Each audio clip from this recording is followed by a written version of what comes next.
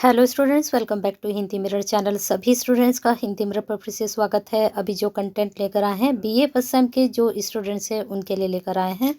BA first sem के exam शुरू हो चुके हैं और आपका जो एग्ज़ाम है ड्राइंग का पोस्टपोन्ड हो चुका था। ड्राइंग का जो डेट है अनाउंस कर दी गई है यूनिवर्सिटी की तरफ से। अब आपको बता दें, आपका इको का पेपर हो चुका है और हिस्ट्री का पेपर आपका हो चुका है। अब जिनकी हम तैयारी कराते हैं उनमें से आपके 3 सब्जेक्ट अभी बचे हुए हैं। 3 सब्जेक्ट में से हिंदी का पेपर आपका 6 दिसंबर को है, तो उसके लिए हम आज ही अब आपके back to back 2 video upload करेंगे, जिसमें आपका प्रीवियस क्वेश्चन पेपर की वीडियो बनाएंगे। दूसरा अभी जो हम लेकर आए हैं कंटेंट क्वेश्चन बैंक लेकर आए हैं हिंदी का, जिसमें हमने 17 टू 20 तक क्वेश्चंस बनाए हैं। और ये क्वेश्चंस इतने इम्पोर्टेंट हैं कि इनमें से आपके 5 से 6 क्वेश्चंस ज़रूर बनेंगे। और आपको मालूम ही है, आपको 5 क्वेश्चन एक करने होते हैं और 3 क्वेश्चन, यानी कि कुल मिलाकर आपको 8 क्वेश्चन करने होते हैं। अगर आपके 6 क्वेश्चन भी क्वेश्चन बैंक में से आते हैं तो कहीं ना कहीं आप 50 अबाउ नंबर आराम से गेन करेंगे। अब आपको बता दें, यहाँ पर जो क्वेश्चंस फर्स्ट क्वेश्चन आपका बन रहा है, क्वेश्चन जितने भी हैं 17 टू 18, इसमें जो इम्पोर्टेंट है उनको भी मैं साथ के साथ आपको बताती चलूँगी, जिनका हमें लगता है कि 99% वो आएंगे, क्योंकि 100% तो कोई भी नहीं देता, लेकिन 99 की आपको गारंटी दी जाती है कि वो क्वेश्चन आपके एग्ज़ाम में ज़रूर आएगा। तो चलिए देखते चलते हैं, साथ के साथ आपको बताते चलते हैं। और अगर अभी तक हिंदी मिरर का भी हिस्सा नहीं बने हैं तो हिंदी मिरर चैनल पर आपको सभी कुछ मिलता है, तो इस परिवार का हिस्सा बन जाइए एक सब्सक्राइब करके, और साथ में लाइक कर दीजिए और शेयर कर दीजिए, क्योंकि आप शेयर करते हैं तो कहीं ना कहीं आप किसी की हेल्प करते हैं और केयर करते हैं। तो पहला क्वेश्चन है, चंद्रवरदाई का परिचय देते हुए पद्मावती समय के 1 से 5 तक के प्रारंभ के जो 5 पद हैं, पदों का भावार्थ अपने शब्दों में प्रस्तुत कीजिए। तो अगर आप इसके भावार्थ को सिर्फ पढ़ेंगे तो पढ़कर आप इसको जा सकते हैं, लेकिन आपके जो पद हैं वह 1 से 10 तक के हैं। तो 1 से 10 तक के पद जो हैं चैनल पर अपलोड हैं। बीए फर्स्ट सेम की प्लेलिस्ट बनी हुई है, उस प्लेलिस्ट में आप जाकर भावार्थ को चेक कर सकते हैं। और इम्पोर्टेंट आपका चंद्रवरदाई का परिचय और इनके परिचय, जीवन परिचय के साथ साथ इनका साहित्यिक परिचय भी जरूर पढ़ के जाइएगा, बहुत इम्पोर्टेंट है आपके लिए ये। चलते हैं आगे नेक्स्ट क्वेश्चन पर। कबीर जितने महान भक्त और संत थे उतने ही बड़े कवि भी। प्रस्तुत कथन के आलोक में कबीर के जीवन, दर्शन और काव्य की विशेषताओं का परिचय दीजिए। यहाँ पर हमने 2 क्वेश्चन एक साथ आपके यहाँ पर कनेक्ट कर दिए गए हैं। पहला क्वेश्चन आपका इसमें बन रहा है कि जो कबीर दास थे वह संत तो थे ही, लेकिन एक बड़े वो समाज सुधारक भी थे। यहाँ पर आप समाज सुधारक डाल सकते हो, एक बड़े समाज सुधारक थे। तो बहुत इम्पोर्टेंट है ये टॉपिक आपके लिए। ऊपर वाला जो चंद्रवरदाई का है वो 99 आप मान के चलिए, महान संत के साथ एक समाज सुधारक ये भी 99 मान के चलिए, जीवन दर्शन और काव्य की विशेषताएं आप ये 90% मानकर चल सकते हैं। चलते हैं नेक्स्ट क्वेश्चन पर। भ्रमर गीत में संकलित पदों के आधार पर सूरदास के काव्य की विशेषताओं पर प्रकाश डालिए। ये भी आपके लिए बहुत इम्पोर्टेंट है। जो लास्ट ईयर पूछी गई थी वह जायसी जी की विशेषताएं पूछी गई थी, तो इस बार हो सकता है आपसे सूरदास के काव्य की विशेषताएं पूछ लें, या जायसी की विशेषताएं तो रिपीट नहीं होंगी, क्योंकि ये क्वेश्चन आपसे लास्ट ईयर पूछा जा चुका है। अब यहाँ पर जायसी की भाषा शैली पर प्रकाश डालिए, भाषा शैली पढ़ लीजिए। जायसी की जो काव्यगत विशेषताएं हैं उन पर भी आप प्रकाश डालेंगे, यानी कि यहाँ पर 2 की हमने काव्यगत विशेषताएं ली हैं, एक तो सूरदास की ली हैं और एक जायसी की ली हैं। एक क्वेश्चन मैंने लिखा नहीं है लेकिन आपको बता देती हूँ।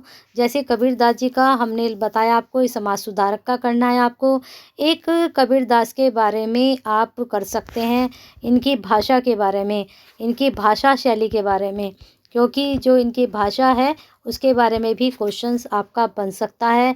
वहाँ पर आप जो है डेफिनेशंस कर लीजिए 3 से 4। जैसे श्याम सुंदर दास जी हैं, उन्होंने इनकी भाषा को पंचमेल खिचड़ी कहा है। तो इस प्रकार से हजारी प्रसाद जी हैं, उन्होंने इन्हें वाणी का डिक्टेटर कहा है। वाणी का डिक्टेटर, तो यहीं से क्वेश्चन आपका निकल सकता है कि वाणी के डिक्टेटर क्यों कहा जाता है कबीर दास को, तो वहाँ पर पढ़िए क्यों कहा गया है। चलिए आगे चलते हैं। तुलसीदास जी का जीवन परिचय। जीवन परिचय में आपको साहित्यिक परिचय अगर लिखा हुआ आता है तो तब भी आप जीवन परिचय ही देते हैं। ठीक है, चलते हैं आगे। नेक्स्ट क्वेश्चन, भ्रमर गीत का सार अपने शब्दों में लिखिए। ठीक है, भावार्थ है लेकिन इसमें क्या बताया गया है, किस तरह से बताया गया है, किसके बारे में बताया गया है, तो वो सारा आप, जैसे उद्धव का वहाँ पर संवाद दिखाया गया है, उद्धव का और गोपियों का, तो उनके बीच क्या संवाद हुए हैं भ्रमर गीत में, तो वो सारा आप यहाँ पर वर्णन कर सकते हो। नेक्स्ट क्वेश्चन है, चंद्रबरदाई द्वारा रचित पृथ्वीराज रासों पर टिप्पणी लिखिए।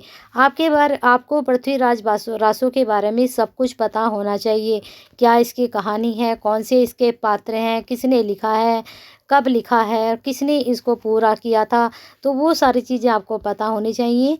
ठीक है, भक्ति काल की प्रमुख प्रवृत्तियों या विशेषताओं पर प्रकाश डालिए। तो क्या विशेषताएं रही भक्ति काल की, और आपको बता दें भक्ति काल को स्वर्ण युग भी कहा गया है। क्यों कहा गया है भक्ति काल को स्वर्ण युग, आगे चलते हैं।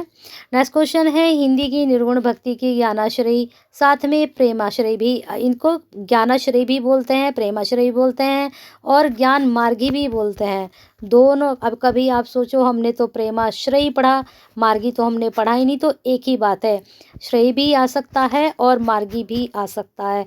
तो ज्ञान मार्गी और आपका ये प्रेम मार्गी धन। ठीक है, ज्ञान मार्गी और प्रेम मार्गी दो तरह से क्वेश्चन यहाँ पर बन सकता है, और श्रेय भी लिखा हुआ आ सकता है। तो इस प्रकार से आपको कंफ्यूज नहीं होना है मार्गी में और श्रेय में। ठीक है, तो ये दोनों के बारे में यहाँ पर क्वेश्चन बन सकता है, विशेषताएं पूछी जा सकती हैं। अब ज्ञानश्री में कौन आते थे, जो भी निर्गुण शाखा के कवि हैं, जिसमें कबीर हैं, रैदास हैं, वो सब ज्ञानश्री के अंतर्गत आते हैं। प्रेमाश्री में या प्रेम मार्गी में आपके जायसी आते हैं। तो जायसी को उठाकर आप कुछ भी आंसर यहाँ पर दे सकते हैं। कुछ भी का मतलब ये नहीं कि आप कुछ भी लिखेंगे, यानी कि आप पृथ्वीराज रासो से थोड़ी बहुत हेल्प ले सकते हैं। ठीक है, चलते हैं आगे आपके क्वेश्चन पर। पृथ्वीराज रासो, थोड़ा सा यहाँ मिस्टेक हो गई हमसे, हम बता रहे थे कि यहाँ पर ज्ञानाश्री, यहाँ पर आपके जायसी आएंगे। पृथ्वीराज रासो के चंद्रबरदाई हैं, वो आदिकाल के कवि हैं। थोड़ा सा यहाँ कंफ्यूज हो गया, तो आप जायसी के बारे में बता सकते हैं। जायसी का जैसे पद्मावत है आपके सिलेबस में, तो पद्मावत से आप यहाँ पर एक्सप्लेन कर सकते हैं। चलते हैं आगे। सूरदास का जीवन वृत्त पर प्रकाश डालिए, वही जो मैंने ऊपर बताया था, साहित्यिक परिचय भी आप पढ़ के जाइएगा। साखी का अर्थ बताते हुए कबीर की रचनाओं पर प्रकाश डालिए। साखी का क्या अर्थ दिया गया है, 3 इनकी रचनाएं हैं, और वह किसमें संग्रहित है, बीजक में संग्रहित है। किसने बीजक में उनको संग्रहित किया, इनका शिष्य कौन था, उसके बारे में यहाँ सारा आप एक्सप्लेन कर सकते हैं। एक क्वेश्चन आपका बनेगा, कबीर काव्य में गुरुपद का महत्व बताइए। तो सभी को पता है कबीर ने गुरु को बहुत ही महत्व दिया है, इनका दोहा भी है कि गुरु गोविंद दो खड़े। तो इस तरह से वो वाला दोहा लेकर आप यहाँ पर इनके बारे में बता सकते हो। अभी मैंने आपको बताया था भक्ति काल को स्वर्ण युग कहा गया है, तो स्वर्ण युग कहने के 5 कारण बताइए कि क्यों कहा गया है। राम काव्य कृष्ण काव्य का तुलनात्मक अध्ययन कीजिए। तुलनात्मक अध्ययन से मतलब कि यहाँ पर जो कवि हैं उन्होंने किस तरह का तुलनात्मक अध्ययन में आप भाषा शैली के बारे में कर सकते हैं, किस तरह का उन्होंने काव्य लिखा है, निर्गुण काव्य है या सगुण काव्य है, हर तरह का आप यहाँ पर एक्सप्लेन कर सकते हो।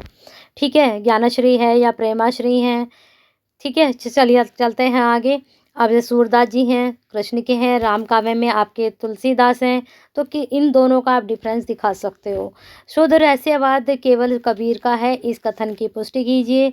फिर नेक्स्ट क्वेश्चन है, भक्ति की अवधारणा को स्पष्ट करते हुए इसकी दो धाराओं का उल्लेख कीजिए। अब दो धाराएं मैंने अभी आपको बताई थी कि प्रेमाश्रयी या प्रेम मार्गी या ज्ञानाश्रयी या फिर ज्ञान मार्गी, उन धाराओं का आप उल्लेख कर सकते हो, उनके बारे में एक दो कवि उठाकर लिख सकते हो। नेक्स्ट है आपका आदिकाल के नामकरण की समस्या पर विचार कीजिए। तो आदिकाल का जो नाम दिया है, अलग अलग इतिहासकार ने अलग अलग तरीके से दिया है, साहित्यकार ने अलग अलग तरीके से दिया है और क्यों दिया है।